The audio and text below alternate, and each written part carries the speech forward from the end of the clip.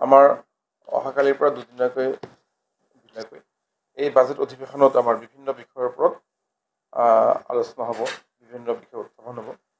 তো তাৰ ভিতৰত দুটা বিষয়ে আমি আজি আমাৰ ইচিত পাছ কৰিছোঁ, আৰু ইচিত পাছ কৰি পেলাই অহাকালি এছেম্বলিত আমি দুটা বিষয়ে আমি প্লেচ কৰা হ'ব, আৰু এছেম্বলিত আমি নিশ্চিতভাৱে এই দুটা বিষয়ে আমি মানে পাছ কৰিব পাৰিম বুলি আমি বিশ্বাসী।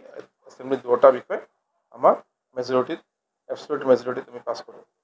তাৰ ভিতৰত এটা বিষয় আমাৰ ৰঞ্জিত বসুমতাৰী ডাঙৰীয়াই জনালে, আনটো বিষয় হ'ল BTR কমিউনিটি ৱেলফেয়াৰ ডিপাৰ্টমেণ্ট। আমাৰ BTRত যি বিভিন্ন ভাষা ভাষী বা বিভিন্ন জনগোষ্ঠীৰ লোক আছে, তেওঁলোকৰ বিভিন্ন কথা চিন্তা কৰি পেলাই, সৰু হওক ডাঙৰ হওক আটাইকে লগ কৰি পেলাই এটা ধুনীয়া এটা ব্যৱস্থা আমাৰ অনাৰেবল চিফ মহোদয়ে লৈছে। তাৰ কাৰণে এটা ডিপাৰ্টমেণ্ট, এটা বিভাগ লঞ্চ কৰিবলৈ গৈ আছোঁ আমি মে' মাহত, আৰু সেইটো কালি এছেম্বলিত উত্থাপন কৰা হ'ব। বিভাগটোৰ নাম হ'ল community welfare department, BTR community welfare department. বিভিন্ন কমিউনিটিত বসবাস কৰে BTRত, প্ৰায় 26টা কমিউনিটি ইতিমধ্যে নিৰ্ধাৰণ কৰা হৈছে, সৰু ডাঙৰ মিলি পেলাই। তাৰ ভিতৰত যিবোৰ ক্ষুদ্ৰ জনগোষ্ঠী আছে, ক্ষুদ্ৰ সম্প্ৰদায় আছে, তেওঁলোকে নিজৰ অস্তিত্ব লৈ পেলাই চিন্তিত হৈ আছে। তেওঁলোকে বিভিন্ন নিজৰ ভাষা, সাহিত্য, সংস্কৃতিৰ যিটো মানে উত্থান, সেই উত্থান তেওঁলোকৰ নাই। তেওঁলোকে সেই ডিপ্ৰেশ্যনত তেওঁলোকে নিজকে এলাগী বুলি অনুভৱ কৰে।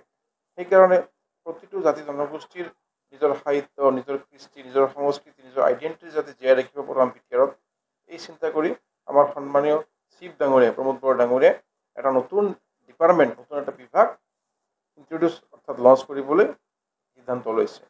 আৰু এইটো এটা খুব সুন্দৰ প্ৰয়াস, যাৰ দ্বাৰা আমাৰ BTRৰ বিভিন্ন ক্ষুদ্ৰ ক্ষুদ্ৰ কমিউনিটি বা ডাঙৰ যিবোৰ সম্প্ৰদায় আছে, সৰু ডাঙৰ সকলো সম্প্ৰদায়ৰ মাজত এটা ঐক্য, এটা সমন্বয়, এটা বিশ্বাসৰ সৃষ্টি হ'ব। কাৰণ কিছুমান এনেকুৱা সম্প্ৰদায় আছে, তেওঁলোকে নিজকে আজি হেৰাই পেলাবলৈ গৈ আছে। নিজৰ সংস্কৃতি, নিজৰ কৃষ্টি, নিজৰ পৰ্ব, সেইবোৰ তেওঁলোকে আজি সেইবোৰৰ ওপৰত কোনো গুৰুত্ব নাই, বা তেওঁলোকক স্বীকৃতি কোনে দিব? তেওঁলোকক তেওঁলোকৰ কৃষ্টি সংস্কৃতিক জীয়াই ৰখাৰ কাৰণে কোনে দায়িত্ব ল'ব? চৰকাৰে যদি দায়িত্ব নলয়, চৰকাৰে যদি স্বীকৃতি নিদিয়ে, কোনে দিব? সেইকাৰণে BTR চৰকাৰে এটা নতুন বিভাগৰ ব্যৱস্থা কৰিছে। তেওঁলোকে নিজৰ নিজৰ আৰ্ট, কালচাৰ, নিজৰ পৰ্ব উৎসৱ এইবোৰ তেওঁলোকে আয়োজন কৰিব পাৰিব।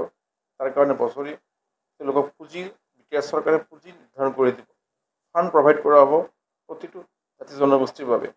আৰু ইতিমধ্যে তেনেকুৱা ধৰণৰ জাতি জনগোষ্ঠীৰ যিবোৰ সংগঠন আছে, সেই সংগঠনবোৰক মানে অতি শীঘ্ৰে তৎকালভাৱে 5 লাখ টকাকৈ এটা অনুদান আগবঢ়োৱা হ'ব সংগঠনবোৰক। আৰু পিছৰ পৰ্যায়ত কৃষ্টি, সংস্কৃতি, কলা, ভাষা, শিক্ষা সকলো ক্ষেত্ৰত তেওঁলোক যাতে আগুৱাই যাব পাৰে, ৰিচাৰ্চ কৰিব পাৰে, চৰ্চা কৰিব পাৰে, প্ৰতিযোগিতাৰ আয়োজন কৰিব পাৰে, তাৰ কাৰণে পুঁজিৰ ব্যৱস্থা কৰা হ'ব এই কমিউনিটি ৱেলফেয়াৰ ডিপাৰ্টমেণ্টৰ জৰিয়তে। গতিকে এটা সুন্দৰ এই প্ৰয়াস। লগতে বাস্কা বা কোকৰাঝাৰত অতি শীঘ্ৰেই এই আটাইবোৰ কমিউনিটি, আটাইবোৰ জনগোষ্ঠীৰ কাৰণে, ক্ষুদ্ৰ জনগোষ্ঠী, ডাঙৰ জনগোষ্ঠী, যিমান জনগোষ্ঠী আছে আমাৰ, প্ৰতিটো জনগোষ্ঠীৰ এটা মিউজিয়াম স্থাপন কৰা হ'ব, নিৰ্মাণ কৰা হ'ব। এই মিউজিয়ামত নিজৰ ঐতিহ্য, নিজৰ আৰ্ট, নিজৰ কালচাৰ, নিজৰ হিষ্ট্ৰিকেল মনুমেণ্ট ইভেণ্ট তেওঁলোকে সংৰক্ষণ কৰি ৰাখিব পাৰিব। আমি কোনো চৰকাৰে এনেকুৱা ধৰণৰ কমিউনিটিক লৈ পেলাই এনেকুৱা ধৰণৰ কমন এটা কনচেপ্ট লোৱা দেখা নাই। সেইকাৰণে আমি BTRৰ চিফ ডাঙৰীয়াৰ এই দূৰদৃষ্টি সম্পন্ন, এই সুদূৰ প্ৰসাৰী যি এটা নীতি লৈছে, তেখেতক আমি সঁচাকৈ ধন্যবাদ আমি জনাবই লাগিব।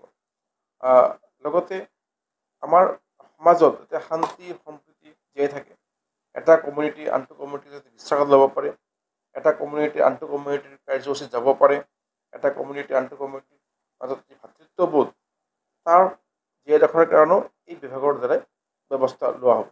গতিকে এই বিভাগটো আমাৰ কাৰণে এটি গুৰুত্বপূৰ্ণ বিভাগ, নতুন বিভাগ, কমিউনিটি ৱেলফেয়াৰ ডিপাৰ্টমেণ্ট। আৰু অহা দিনত এই ডিপাৰ্টমেণ্টে হয়তো BTRৰ ভিতৰত এক মানে উল্লেখনীয় ভূমিকা ল'ব সমন্বয় ৰক্ষাৰ ক্ষেত্ৰত, জাতি জনগোষ্ঠীৰ মাজত ভাতৃত্ব ৰক্ষাৰ ক্ষেত্ৰত। এয়া আমাৰ নতুন প্ৰয়াস, আমাৰ চৰকাৰৰ নতুন প্ৰয়াস। এইখিনি কথা আপোনালোকক জনাবলৈ